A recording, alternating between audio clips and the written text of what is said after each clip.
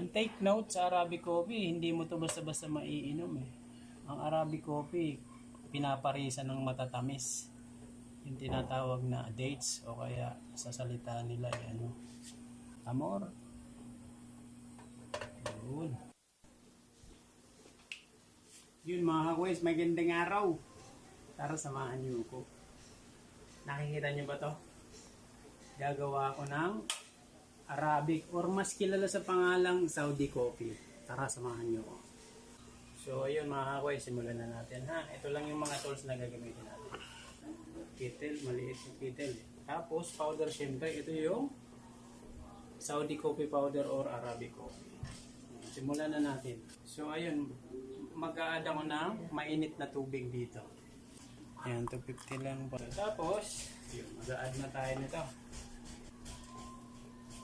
Ayan natin siya dyan. Ayan, trade na natin.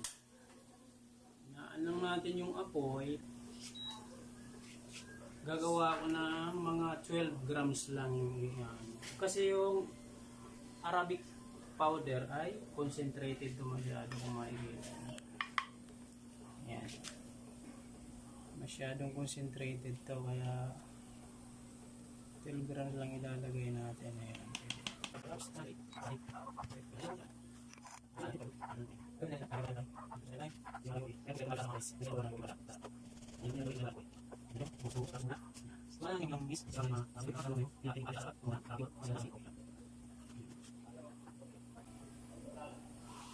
Ganyan lang yung pagluto niyan. Similar lang din to sa tinatawag na Turkish coffee at saka French coffee. Kasi yung French coffee na more on seeds yun, more on buto.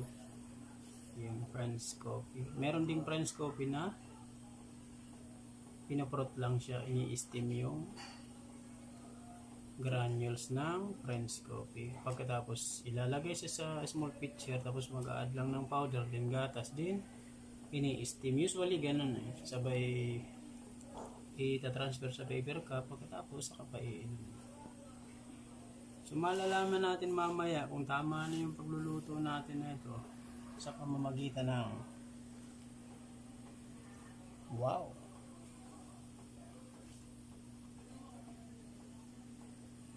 Yun. Kapag feel mo na yung aroma, yan, tingnan nyo mga kakwais, di ba ganyan na yung itsura niya, dumapa na siya, ibig sabihin unti-unti na siyang naluluto. Yan. Ganito magluto ng Arabic coffee. Ang take note sa Arabic coffee, hindi mo to basta-basta maiinom eh. Ang Arabic coffee, pinaparisan ng matatamis. Yung tinatawag na dates o kaya sa salita nila ay ano, amor. Yun. So ilang minutes na. So yun, magti 3 minutes na siya.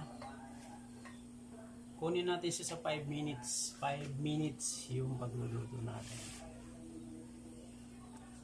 Pag yung paligid, medyo nararamdaman mo na nag-i-spread all the way sa loob ng isang area o isang room, sa workstation, yung amoy ng Saudi or Arabic coffee. Meaning, nakuha mo na yung tamang cooking time niya. Yan. Kasi dun talaga lalabas yung tamang lasa nito, tamang pagluluto. Kailangan more on boiling siya eh. Nabuboil siya ng maigi yung Arabic coffee, yan. So far wala pa masyado nitong gumagawa. Siguro iilan pa lang, rare pa lang, o kaya ako lang yung gumagawa sa ngayon nito. Arabic coffee session. Siyempre, iinumin natin yan. Kailangan yan lumabas yung nafe-feel mo na yung aroma around you, sa paligid mo. Mararamdaman mo na yung amoy. Mag-i-spread na yan eh, all the way around. Tapos, 4 minutes na.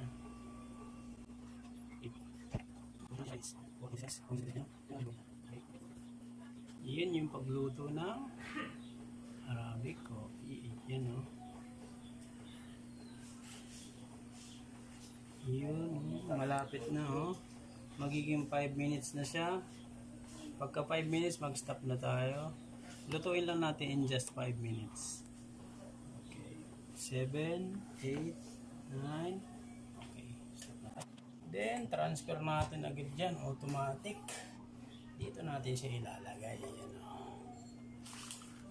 Wow! Umuusok pa. Arabic na Arabic. Yan, oh.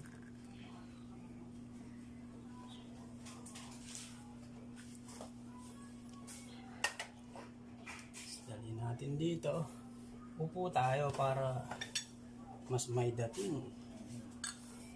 Although hindi naman ito yung standard na baso niya. Hindi ito yung standard na baso niya. So ayan.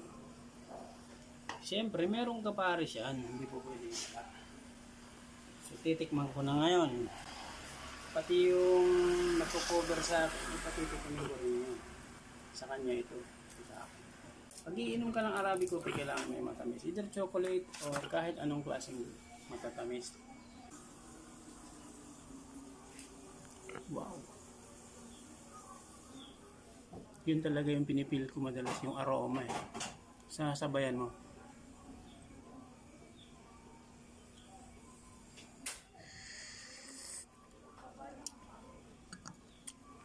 Sarap. Ito pampabuhay ng dugo. Buhay na buhay ka talaga nito. Sorb na sorb ka na ito.